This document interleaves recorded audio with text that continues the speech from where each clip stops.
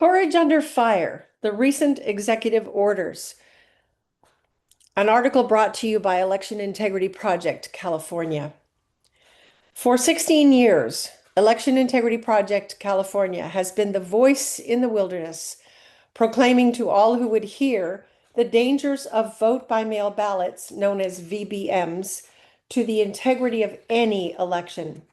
From its inception, EIP, later EIPCA, agreed wholeheartedly and publicly with the definitive conclusion of the Jimmy Carter James Baker III's Presidential Commission on Election Integrity that VBMs are inherently vulnerable on a multitude of levels and should only be used under circumstances of absolute and provable need. We have published dozens and dozens of articles over the years detailing those vulnerabilities and dangers and reasonably questioning the real motives of California's and other states' legislators and governors who would implement laws to virtually force almost universal use of the VBM while hiding or at least ignoring the indisputable downside from the public.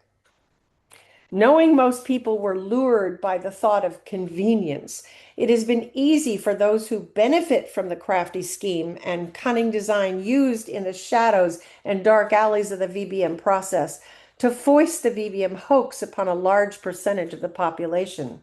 Still, EIPCA continued to shout the warnings into the void, while big names accused us of not knowing what we were talking about. Yet we continued to sound the alarm while fighting back despair at the thought that the nation may reach a point of no return with regard to the subject. Since the beginning of 2021, there has been an increasing number of inquiries and investigations that have amassed an ever-growing amount of undeniable evidence that recent elections have been rigged and that VBMs have led the way, along with electronic manipulation. No fair and honest individual can now doubt the evidence or continue to advocate for unrestricted use of vote by mail ballots. EIPCA applauds President Trump for his recent executive orders regarding limiting the use of mail-in ballots to meet need rather than over cater to voter convenience and ensuring that only American citizens are able to cast ballots.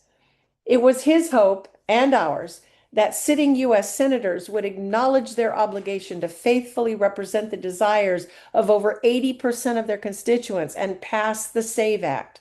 They still may do it, but with hope waning and the midterm elections looming, the president has taken the courageous act of listening to we the people when Congress failed us and acting when Congress abdicated their responsibility.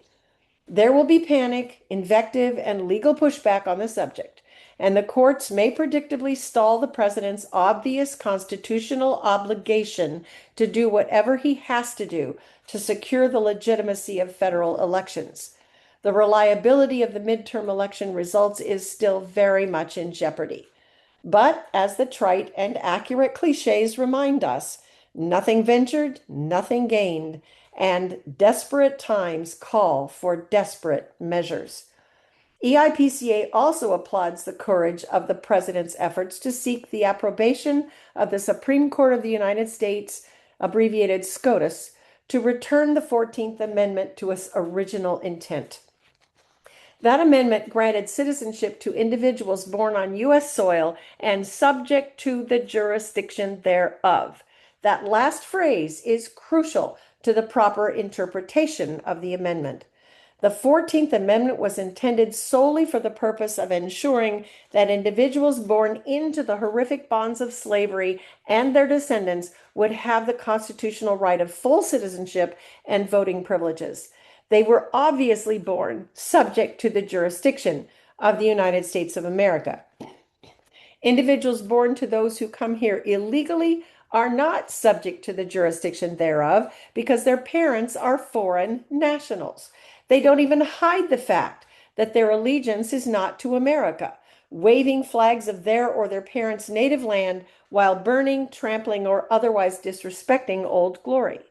They gather in hordes to demonstrate against the very hand that feeds them, shouting and displaying endless versions of "Down with America." These people do not see themselves as subject to the jurisdiction of the United States.